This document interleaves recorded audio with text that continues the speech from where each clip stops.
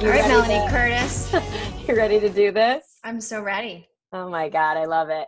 So I'll start this one off because I specifically wanted to talk about purposeful pursuits because I feel like that's such a buzzword, word, this idea of purpose. And I also almost canceled today's sesh because yesterday I did this really cool thing I'm very proud of. I jumped out of an airplane 25 times. That's not the cool thing. I mean, it's cool, but we did it for a charity called Friends of Jacqueline, which is basically a charity that promotes and helps raise money and connects sports teams with children with cancer and families. So it was basically this using of whatever influence and positive force that I have in myself and just of whatever people, like the people that follow me on social media and stuff like that, that I could use that for good. And to me, that feels like such a wonderful use and purposeful use of my skydiving self and that part of my career and stuff. But the reason I almost canceled this is because I am exhausted. Like I am so freaking spent. And I didn't even do my hair. I did it on purpose. I literally was like, okay, I'll put on makeup, because I can do that, but I legit was like, I'll go messy chic with the hair. That's all I do. That's all I know. But I mean, there's real, I'm going somewhere with this. It's not just to say, oh, please tell me my hair looks good. That's not what this is. It's to illuminate, so the reason I didn't want to cancel this is because I think it's so prevalent that the easy parts of purposefulness are showcased, right? That we so rarely show ourselves in the struggle. I put on makeup because I'm trying to, I don't want to just get out of bed and have cat hair on my shirt and all of that stuff. That's also part of what's real sort of in recovery from really going for it. And we mentioned this last time we spoke, the kill it, rest, rock it, rest, work hard, rest.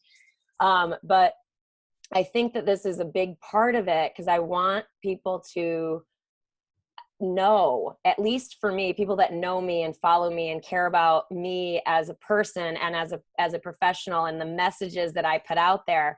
I want people to know that recovery is part of it, that I'm not going to go do 25 jumps in a day, talk to a million people all day long, not talk to people because I needed a hamburger and French fries and Gatorade, and not to talk to people because I was starting to feel nauseous during the actual physical and mental stress of this publicity stunt. So I'm kind of rambling, but I just think it's really important to share that purposeful pursuits are not without struggle. They include struggle, and that's a good thing. And that's the idea of how can I actually do that? I can do it because it feels purposeful. That's where the fire and the motivation to get through something like the small microcosm of doing 25 jumps in one day, it comparatively to the breadth of life. Why is finding and recognizing what feels purposeful to us, why does that matter? Is that's what gets me up and out of bed. That's what gets me through the challenges. That's what gets me to the last jump for this charity in that particular day. And that's what gets me continuing to move forward to create videos with you, to say yes to this phone call, when I just wanted to lay in bed and really sleep and not be seen, So anyway, I digress, but that's sort of why I wanted to do this today.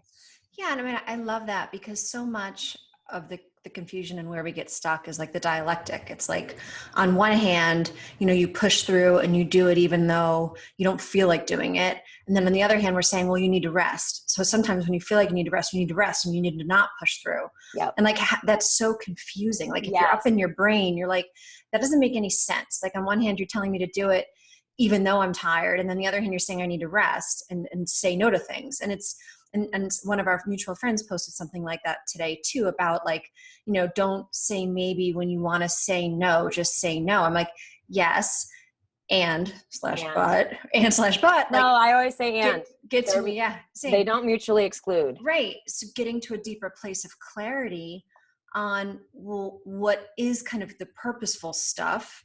How do you untangle that from like the life stuff? And like, cause I know a lot of people like aren't there yet in terms of clarity around, well, I don't really know what my purpose is. I know that I need to like take care of my family and pay the bills. And like, it'd be great if I could like find a purpose and have that be what gets me out of bed in the morning. But like right now I'm at a place where I have this job. It's not exactly the most fulfilling job in the world, but it pays the bills and that's where I'm at. And that's okay too. Like wherever we are is okay. And just to kind of shine a light on the dialectic of it all, that it's like, if you're just in your head, it doesn't really make sense because we're saying two seemingly mutually exclusive things that aren't actually when you get out of your head and into your heart. And that's where I want to hopefully segue with this, because to me, it's about like love and it's about joy and trying to figure out the difference between kind of pleasure from the outside in and joy from the inside out. Yeah. And kind of trusting that inner sense of what it is that is best for me to be doing right now. Like what should I be doing? I hate the word should in general because it shames and all of that. But like, what is kind of my most noble kind of action right now? Am I meant to rest or am I meant to clean the house? Am I meant to rest or am I meant to get on a call with Pam? Like, how do we in that moment, and I don't know if you want to jump in and speak to that, like how do you in the moment figure out which you're going to do? Yeah. And that's the thing. Like what you're saying speaks to the skill set of this, right? Like the confusion point, again, understanding, it's not like I'm not perfect at choosing, in the moment. Like it's a consistent, like coming up against the wonder, like, am I gonna be right in my choice, right? Like I really don't believe in right and wrong. Like I believe everything that we do is perfect, which sounds whatever, idealistic. I get it. Meaning that if we choose the wrong thing and we end up in a painful situation, it's still perfect for us because it gives us the information that we need to learn and grow. So if I say in this example today, canceled on you, I would maybe potentially feel later on today that I had missed an opportunity to be extra real and to serve by being a bit more raw and authentic. Not that I'm not authentic, but you know what? I do my hair most of the time. I'm not normally this. Well, that's fine, but I like to. I love that about you. You're so pretty. Okay. And that's okay. I'm just using that as an example. I know. Like, and if I could jump in for 1 second, because I love all the things that you're saying. And just to kind of share where I am at with all this, what I have crystallized in any given moment, you are the only person who can decide what's right. And again, I'm totally in alignment. The word right and wrong, no. But you're the only one who can feel what is out of love and joy, or what is out of fear, or cutting off of love, whether it's hate or whether it's judgment, right? A closed-hearted decision. And what I have found to be true, even though it makes no freaking sense, whatever we decide to do, if the spirit behind it is love and trust and faith, that ultimately is leading us to a higher place. Not right or wrong. It's not, none of it is right or wrong because it's all messy and that's life. I just looked at that this morning. Like what is it? Our wisdom comes from the messes we make. Yeah. That's the quote I got from a podcast I was listening to this morning. I love it. Yeah. Anyway, go on. Yeah. But that's to me, this has become the simplest compass, powerful as hell. Yeah. And it is so consistent. Like I've been testing it out now for the last couple of years and it's like spot on. When I make decisions out of fear, the universe, life, whatever happens next, consistently comes back and kind of slaps me. Yeah. And I'm like, oh, you're right. Silly example. I met with a guy who I connected with through he heard my podcast. And I brought a copy of my book for him because I just thought that would be nice to do. Yeah. When I handed it to him, I felt like I should, right? Yep. Offer to inscribe it for him. But there's part of me, my work, right, is around this fear of being presumptuous. Like, well, why would he even want me to sign it? Like that kind of fear of not being right. Sure. So I didn't offer. I just kind of, thank you. We talked, we had a great conversation. And then he emailed me the next day and said, I really, really regret that I didn't ask you or get you to inscribe this. And I remember that moment so clearly. And I completely, in that moment, didn't act out of fear. Love, generosity, joy propelled me to offer. And I didn't do it because I was like, no, that sounds so ego-y. Same we talked about last week too. But like, silly example, but it is 100% now, 100%. And I'm sure you have your examples too. Getting like saying, seriously, I had started writing you a text to ask you if it would help you to reschedule. Like you're busy. I had typed it out and I was like, again, in that moment of like, is this just and I wasn't quite clear yet. But then like, so being here today is totally like, I'm sure you can feel it in me and my energy that it's because I want to be here. You're showing up out of love. Want to be here, which is totally love. Whereas if I felt like I should be here because, I should. Because I said I would. In my bad hair, I should do that by leading by example. I should show the messy parts of me. If I had any energy of that connected to this, it would be felt. And I would be here sort of in a blocked way. So, and I love how that kind of comes full circle to getting back to talking about purposeful living. Yeah. Mm-hmm. Even if we are not connected with this big life purpose, like, I'm going to save the fucking whales or like whatever, right? Like this big life purpose. I really want to talk about this. This is key. The simplest way to connect with our life's purpose is through feeling love moment to moment in action. I agree. It is so simple. We don't need to get all cerebral around big, great plans and great visions of greatness and missions and da-da-da. Like, those are great. And like, maybe someday you will suddenly have an epiphany that you're meant to, whatever. Yep. But moment to moment, purposeful living is when we're living and acting out of love for ourselves, love for our family, love for our community, love for plants, love for animals. Love. You show up in the moment wherever you are with love, helping someone across the street, helping someone across the street, being of service, feeling love in our heart as we communicate, as we do, like love in action. That is the simplest, easiest, most, when I say easy, because it's hard, because it's all their stuff that blocks our connection to love, all the fear that keeps us out of that place. Yes. But that to me is kind of this overlooked simplicity about this conversation around purpose. Mm-hmm. Yeah.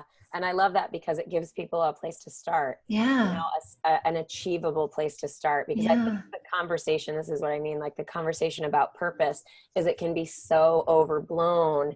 Like even the entrepreneurial space where that's very sexy and very trendy now to be this entrepreneur, purposeful entrepreneur. Sorry, I have like Matilda hair on my face or something. I feel like that's like, it excludes that there's something, and I bring that word's very, obviously very important to me because I resonate so much with inclusion and connection.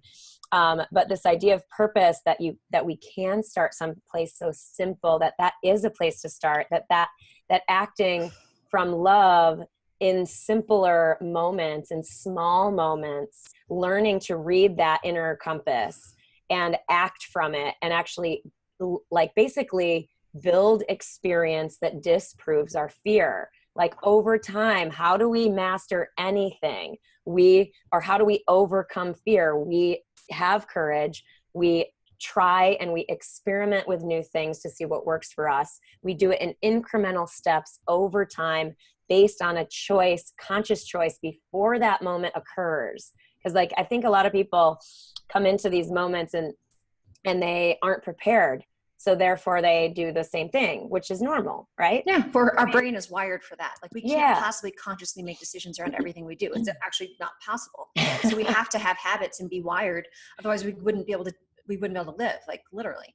and where that takes us is that it starts to, like you're saying, take down the fear mask and take down the fear and rewire the brain for the new like ways of being, which basically clears our spirit and our energy, as it were. And that's what helps us connect to and see and ultimately have the courage to go after something that feels purposeful to us. You know what I mean? Like, did I want to be a life coach when I was, 22 years old working at the investment bank? I had no clue, no, but I knew that something in me pulled me very authentically to skydiving.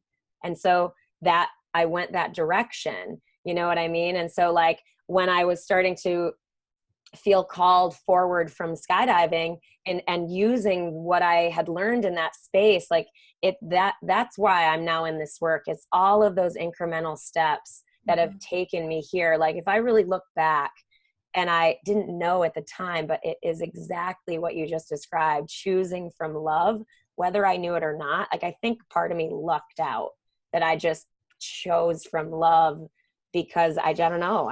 It's hard. I'm still working it out. Big, beautiful heart. Still working it out. I'm not fishing for compliments. I'm just saying about me, for God's sakes. But thank you. And yes, tell me offline. Shit. Blushing. But anyway, I'm going to toss it back to you. Again, my tiredness is definitely here today, but this is such a rich, it's great. It's topic. So, I think it's so, I love, you showing up, and I'm going to certainly have those days too, where I'm, overwhelmed or tired. I mean, yesterday I dropped my daughter off at camp and, she's gone for 3 weeks and it's always tricky. Actually with my husband, because it's very, very stressful for him. And so yesterday was a very draining day for me, not because I jumped out of 25 airplanes. But I had a pretty draining day yesterday too. And I felt heavy and I kind of had to hold space and love that. And I think again, like that starting place, like where do you start? Like if you believe or want to be open to believing the things that we're talking about here, that connecting to a purposeful life will lead to real achievement and greatness and fulfillment, right? It's not just like, it really, on all levels of depending on how you define success, obviously you may not be a trillionaire, but you will feel fulfilled and lead a happy life.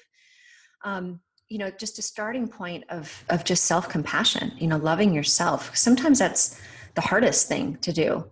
Like yesterday I found myself subconsciously, again, the habit, right? My brain is still wired to be critical of myself. We're all wired to be critical of ourselves because that's how we evolve. That's how we stay safe and survive. And so our brains are all wired for that self-criticism. Unless our parents overindulged us so much as little ones that we, got rewired, but my parents certainly didn't. So I had no fear of that.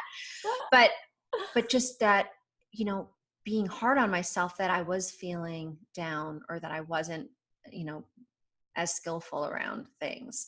And I felt that heaviness, and just starting with loving that, like being kind of accepting of myself and loving myself. Like that's kind of the first purpose, because if we're not doing that, that's blocking everything else. So fundamentally speaking, talking about a starting place that most of us have not come anywhere near any level of mastery on, clearly, but even just like some slivers of being able to like love ourselves and accept ourselves in our imperfect, from our mind's judgment standpoint, imperfect state. That's to me the number one starting point around connecting with purpose. And then the other kind of trick that I think is a great starting point in terms of actionable kind of shifts. Yeah, I love it. Is kind of taking your eye off of the outcome a little bit, right? And we talk so much how goals are super important, and obviously, but when we're really tied to outcomes, as opposed to kind of being in the practice and enjoying and making the most of kind of the messiness, and then taking the outcomes as they come without judgment. Like, okay, this is not the ideal outcome, and this is what I learned from this outcome, and this is how I'm going to proceed from this place. But that is another, I think, really important starting point, because that will help you be more in the present moment and not be as judgmental and reactive around the expectations, which all our brains do the thing around expectations. It's another conversation we could have, but being aware that when we get stuck on expectations or stuck on outcomes that we wanted to see, that is going to torpedo our connection to purpose as well. Yeah. One of my favorite quotes is, and it's a couple of different words, but expectation is a premeditated disappointment, or expectation is a premeditated resentment. If we're talking relationship, I think this is where faith comes in. Like there's the skill set of faith, of like having faith that the practice is what leads to what we want, not the outcome giving us the feelings that we want. So it's like, it's really tough. Like it's not an easy thing, obviously, to relinquish our futures and our lives, as it were, to, I just trust that if I do this, I'm going to get happy and fulfilling life. You know what I mean? Like there's a lot, it's tough. Like there is a balance definitely between setting goals and detaching from those outcomes specifically, and attaching our success and happiness to the effort and to the actions and the practice. Like, I don't know. It's just like the faith, like that's the thing. Like that's what really supports me, is having faith that if I do that, act from love and trust, and, obviously again, like it's not that we're just, hands off, nothing matters. We work our ass off. It's a balance between specificity, but complete detachment from the outcome. Like those values driven things. And that's the thing too, if we talk about actionables and what people can do, is to really start to wonder and to be curious in yourself and to look and reflect and go, what are my core values? Yeah, that's what I was going to say too. It's when did I feel purposeful in my life? Yeah. Have I ever? When did I feel happy? When did I feel peaceful? When did I feel loved? When did I feel just excited? When did I feel on fucking fire? Like all of these questions, and try to really think about what did that for you. Identify and break that down to see how that is not the specific outcome that you maybe achieved then, but it's the underlying values that are actually interwoven in what you did and experienced then. Does that make sense? Totally. And that's exactly where I love, this is why we're friends. Cause it was like, that's what I was going to say. And then you just said it. I was like, I love that. No. I love it. No, but that's the thing. Our core values are kind of like guideposts that if we stay in alignment with our deep core values, it keeps us, it's almost like if we were flashlights. We are bright, shiny lights. But if we were flashlights, it's like, well, how does a flashlight kind of stay contained in a beam? Like, well, there's actual like outward kind of guides. That's where it is. And it doesn't go out there. It stays in there. Yes. But like, to me, that's how core values, the power of core values is that when things are messy and it's not clear at all as to what the next best move is, if we stay in alignment with our core values and allow those to guide us, that power will keep us in alignment. So like for me, my core values are compassion and courage, obviously, and openness and curiosity and surrender and gratitude, humility, all of those that keep me in alignment. And I know that if I stay in touch with those and stay in alignment with those, I don't know what exactly is going to happen next, but I know it's going to be good.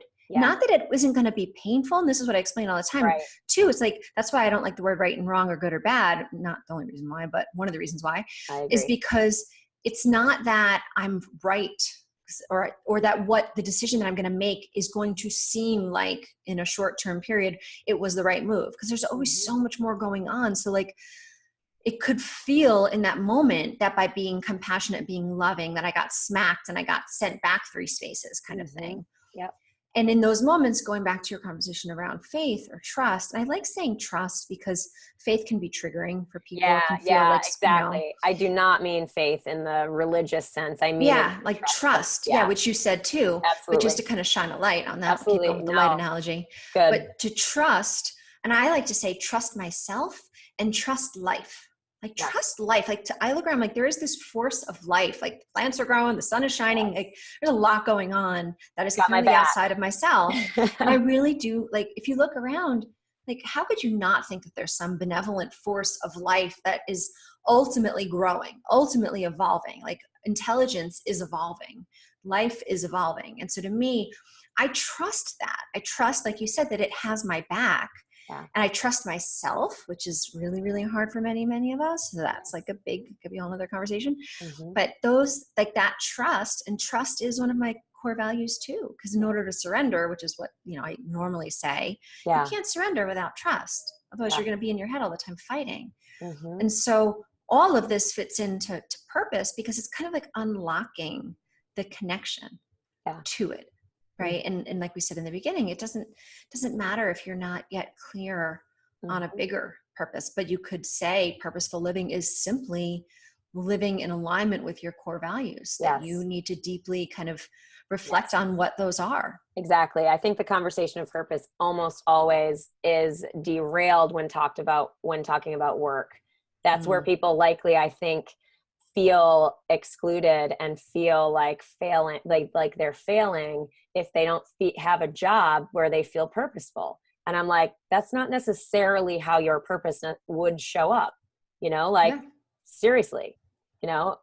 And so like, I really feel like that's just an important thing to promote. Yeah. Well, there's been tons of backlash too. Like the whole millennial thing, that like why saying that you need to find your purpose is like the worst possible thing you could tell a young person, because it seems like from like a mental standpoint that your purpose should be this big thing. Big, grandiose big thing. Right. And did you ever see, I'm sure we've talked about this, the lollipop moment video? No. Oh, it's so good. So I'll write it down. So it's like a mini TED talk. It's like a short one, like an 8-minute one. And I will definitely watch it. And the concept is there are these little lollipop moments in our life where we don't even realize or have any kind of visibility on how impactful one little moment of our life was to some bigger kind of scheme of things. Yeah. And so this story is about a lollipop moment where someone gave someone a lollipop and then like walked away and had no idea that there was this chain reaction that was life-changing from one simple thing, like going like, hey, you want a lollipop? And giving them a lollipop and then moving on. And then like years later, the story came back, and it's so like thinking about life as these little lollipop moments that is purposeful. It Ripple doesn't need to be, and it isn't always manifested as these big things. It can be very small moments of love that you will never know how it ripples. Exactly. I love that. I believe in that. Like, you wouldn't believe, it's funny. Like I gave basically one of the talks I gave at the parachute symposium about like how to like new jumper, like retention. Cause I'm talking to business owners, drop zone owners. And so they're obviously focused on the business and sustainability. And that's the message. Like that was the deeper, bigger message, is that there is such an opportunity to just care, just to contribute and care about these new, I mean, and this is just in the realm of skydiving and young jumpers who haven't just gotten an A license. If we talk about it, just people in general, it's like, we just never know the kind of impact, because someone was nice to me and helped me in skydiving. I was able to go on and have this wonderful career and get to help more people too. So like, I'm so called to being of service like that. And I don't know, the reason I'm talking about myself is just because we're here, but like, it's, I don't know. It's like, just, it's relatable. I think it's relatable. Yeah. Well, also too, for me. I think that one of the things that makes you so awesome, my humble opinion, is that you've overcome your negativity bias. Right. And we've talked about negativity bias. Not in every area of my life. Right. But in a handful, yes. And I think it's an appropriate time to talk about, in case someone doesn't know about the negativity bias, or be reminded of, become more of a higher master of your negativity bias, because our brain is wired to notice and stick to remember the negative things that happen to us. Yep. way more for survival reasons than the Mm-hmm. positive things. So we want to avoid danger. We want to avoid pain. We want to avoid things that threaten us. Yep. So our brain is wired to remember them, stick on them. So Mm-hmm. if we don't have awareness around that, it's very easy for us to go through life and remember all the negative things. Like, Yeah. remember, well, I was nice that time, and then that person wasn't nice back. Or, I went out on my way to do something nice, and then it came back and bit me in the ass. Like Yeah. I mean, we all have had those things happen. Sure. And to overcome that. So when something positive happens, when we get that positive reinforcement back, to be extra mindful, to file it away, be like, Mm-hmm. this was good. Like this ended up, that did come back. Like, to really notice, remember, and focus on the positive things that happen. Yeah. And we have to be really mindful around that because of the way our brain is naturally wired to remember and notice the negative. Yeah. And if we don't overcome that, it makes us have a very negative relationship with life and not trust life. Yeah. So I think one of the opportunities as we're starting to do this work is to make ourselves remember and focus on, pay attention to the positives. Because that isn't naturally how our brain is wired. We have to put in effort in order to do that. And if you look around, there's always tons of negative things that you can notice and tons of positive things that we can notice. And if we choose to pay attention to the positives, not to ignore the things that are important that we can grow from, that's not what we're saying, put our head in the sand, but just notice and remember the positive. Because we aren't naturally wired to do that, most of us. Yeah, it is a practice. Going back to that, I almost want to tell just a little bit of the story about why I said what I just said. I feel like one of the things I want to do with this, what we're doing, is I want to remember to tell some of our stories. Like, I don't think I do as good a job with that, like, because I'm talking about the work and I'm talking about the skill sets. No, and stories are great. The stories obviously are so inspiring. So, like, why one of the stories, one of the lollipop moments for me in skydiving, oh God, I almost want to cry just thinking about it. Yay. is It's okay. You can cry. Crying is good. It's gratitude tears. Like, thank you. This is also my tiredness. Yeah, that's okay though. Let the feelings flow. It's so gratitude tears because it really has helped me. It's healing. She's going to totally love this. And I said this story at the symposium as well, but my friend Melissa, when I was learning how to fly head down, I had this goal to fly head down. I definitely can fly head down now. I've been hired around the world to like coach free flying and stuff like that. But when I was first learning, I originally started in skydiving, just really, really focused on belly flying and 4-way competition. And I loved that. And there was this part in my skydiving career where I wanted to transition. And there was a transition moment in my career where I'm like, I want to learn how to free fly, which is this vertical flying, different skill set. And I was committed to the goal and I wanted to do it. And there was this one day where Melissa happened to be at my drop zone visiting. And there was a big group on the plane. And normally I would be with the big group going for this other sort of skydive that I had done a million times. Well, not a million, but you know what I mean? A bunch of times. But I was going to do solo because I was like, I want to, I'm committed to my goal. I'm going to work on this skill set. And she was at the end of the group and she decided to stay and do this. Oh my God. Do this 2-way with me. And it was the first time that I ever, oh my God. It's so good. This is like the beautiful, vulnerable, like really good stuff. And I'm just holding space. So wonderful. And she stayed and she did a 2-way with me. And I flew head down the first time. So validating. So this is the thing. It's like, just to hold space and make this relatable, since I don't fucking skydive and I don't know what the fuck you're talking about. When you say 2-way, I'm like 2-way, 3-way, anyway. And so so she basically helped me do something I had never done, and I feel like I landed and I cried, and it was wonderful. Like, it was such a beautiful moment in my skydiving career. And without that, you know, like, certainly I probably would have found out, and I would have found a way to like learn how to fly head down. I would have done it without that moment.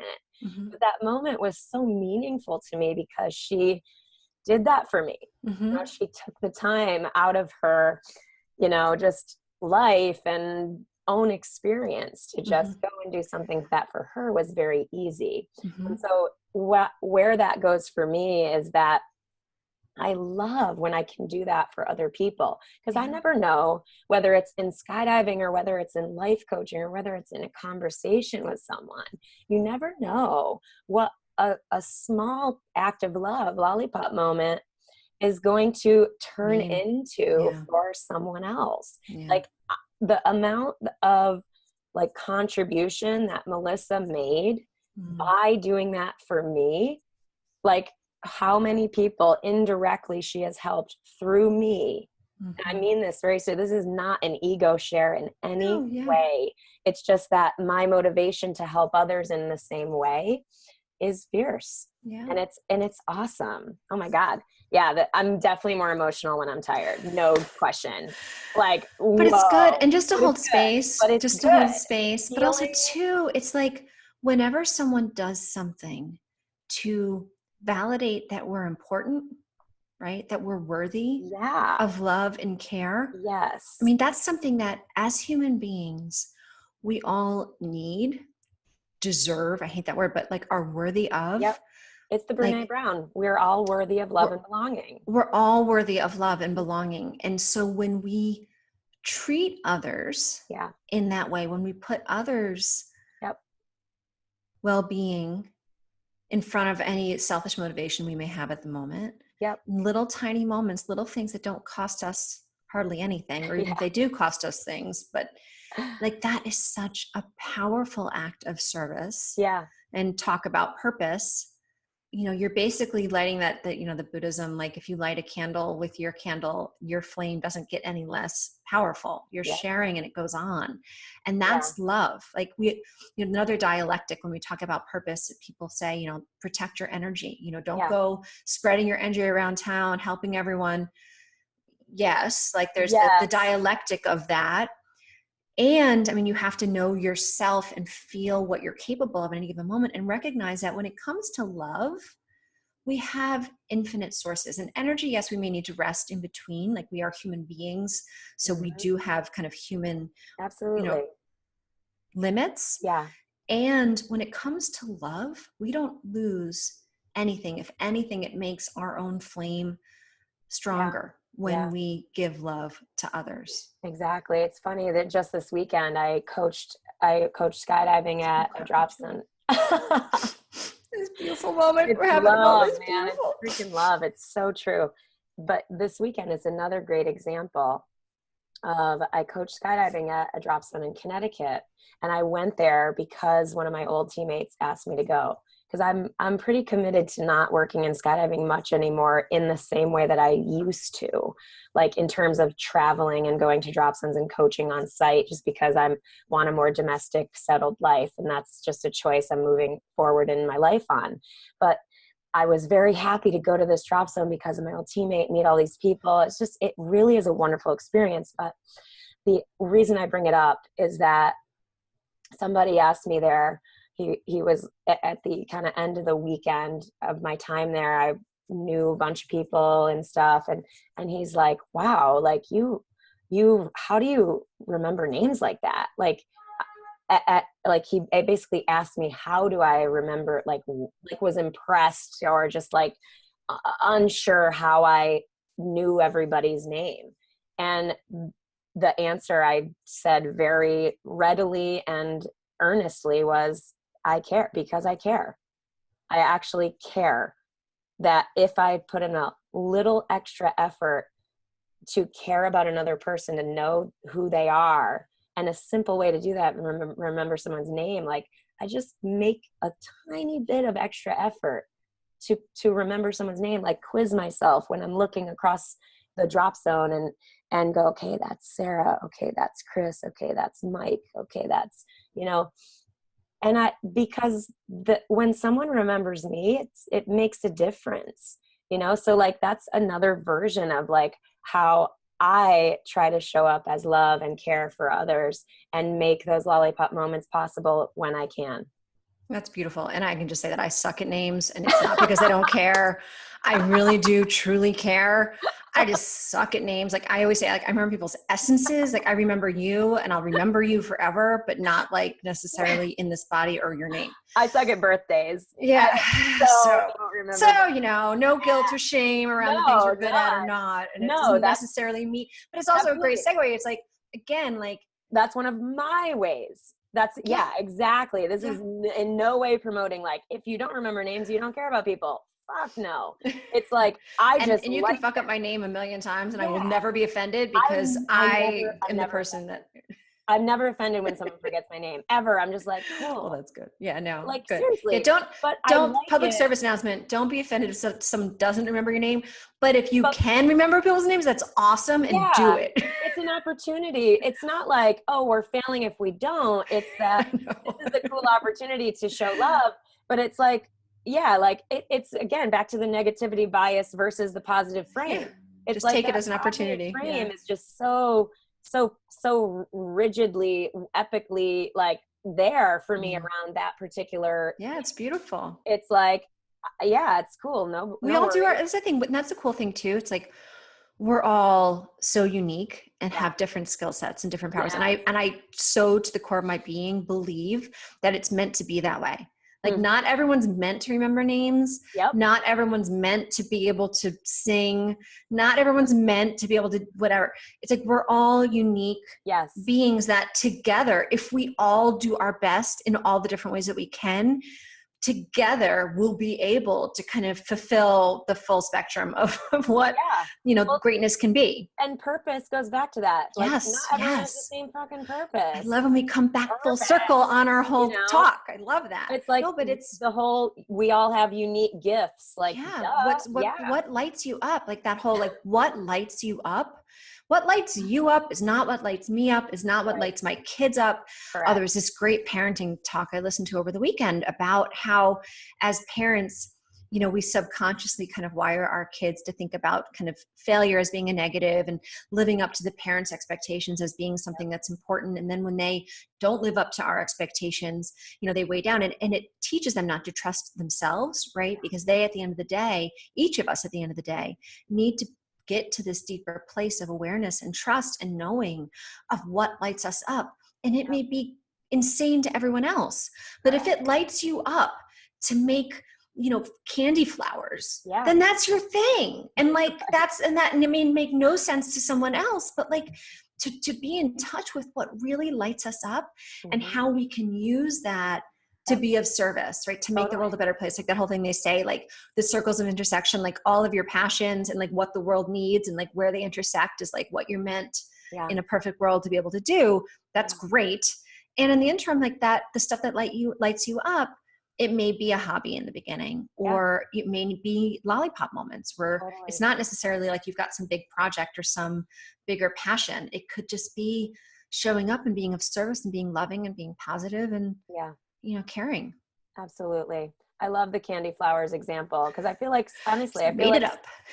Meaning I feel like skydiving was my candy flower at first. It started like, I just love this, just really love this, you know, and then it evolved into something different. Like maybe doing your candy flowers will lead you to something different in the future. Maybe you'll be fulfilled forever doing candy flowers. It's like, it really, that's the thing. It doesn't even matter. It's really just about what's going on for you. And what you make of it. Right? Like our life is what we make of it. And it's not at all of consequence what anyone else thinks. It's about what we are being. If we are showing up in our life with passion, you know, with love, with our best effort, doing our best work, that's when things can start to blossom. And it, you know, it's not going to make sense to most other people because they're not you. And that's the whole thing that we have to deal with our fear around. And like, if we're looking around to see if we're on the right path, if we're like looking around to see whether we're good enough, whether we're doing the right thing, we have to learn to trust ourselves and trust if it sparks joy, if it feels right, even if it makes no fucking sense, you go and you do it. And then you see what comes of it. Like, but it's that trust that's hard as hell. Yeah. Oh, it's awesome, girl. I think we end on that note. What a good stuff, man. Dude, I should show up exhausted more often. Yeah. Right? Yeah, maybe I was gonna make a joke about drinking, but I don't drink. So I come drunk, but I don't drink. So no. I'm really fun when I'm drunk. So I guarantee I actually can't wait to share this one with Melissa, and I'll probably make her cry again too. Love you if you're watching. Beautiful. But yeah, same deal, guys, for those of you watching and paying attention and following us, whether you're listening or watching, drop us a line. We are opening up these conversations for a reason, for, the purpose, of, being of service and exploring this stuff that has at least worked for us and made our lives better and helped us navigate our human experience in a way that feels more joyful and peaceful and fulfilling, which again are buzzwords, like crazy buzzwords. But if you're inspired in any way, reach out to us, and we'll keep this going and growing. Anything else, Pam? No, that's it. I mean, if any of this is like, but I love, like, I have a lot of friends and we have these conversations. They're like, but Pam, and then they have like their but. Right. And like, I love to hear the but. Yes. But, because the but is where you're stuck, which is awesome, because that's the opportunity. So like anything in this where you're like, but that's the part that we're like in our head and we can't make sense of. Definitely. And that's what's kind of getting us stuck. So the buts are like super, super powerful and important. And bring it on. I love hearing, but Pam, I'm like, great, let's get deeper. Because then you gotta like peel off more layers and get to a deeper, kind of more rooted part of the understanding. That's where we can. Because it doesn't make sense in our brain. It's not linear. It can't make sense. You got to get deeper. Excellent. Yes. Yeah. Oh, love you. Right. Love you. See you later. Get some rest. I love you.